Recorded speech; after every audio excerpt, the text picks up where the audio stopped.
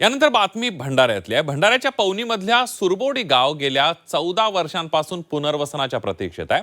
गोसीखुर्द धरणामुळे या गावाला धोका निर्माण झालाय। शेतीही पूर्णपणे पाण्याखाली गेली आणि त्यामुळे गेले अनेक वर्ष गावकरी पुनर्वसनाची मागणी करतायत, आंदोलन करतायत, मात्र ही मागणी शासन दरबारी रखडल्याचं दिसतंय।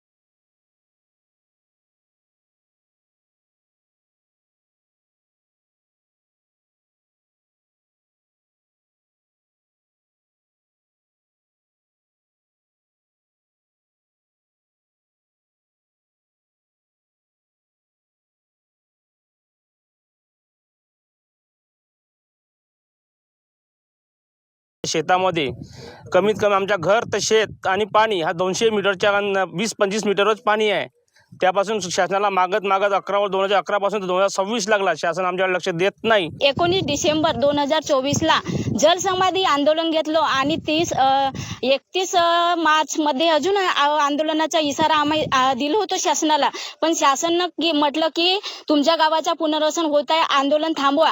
पण आंदोलन थांबूनही जर 1 वर्ष जर लोटत असेल तर सरकारचा अर्थ म्हणजे लक्षच देऊन राहिला नाही आमच्याकडे। गटोडे बांधू त्या रामटेकडे जातात धान कापायला, उमरेडकडे सोयाबीन कापायला जातात आणि हे इथं सुरबडीमध्ये आम्ही राहून काय करायचं? जे सरकारला समजत नाही का? आता तुम्ही आमच्या सुरबडीकडे लक्ष नाही दिला, या 1-2 महिन्यामध्ये जर आमचा फैसला नाही लागला तर आम्ही जलसमाधीचा कार्य केल्याशिवाय राहणार नाही। 2011 पासून गावाचं पुनर्वसन करावं म्हणून गावकऱ्यांनी शासनाला पत्रव्यवहार केले। अनेक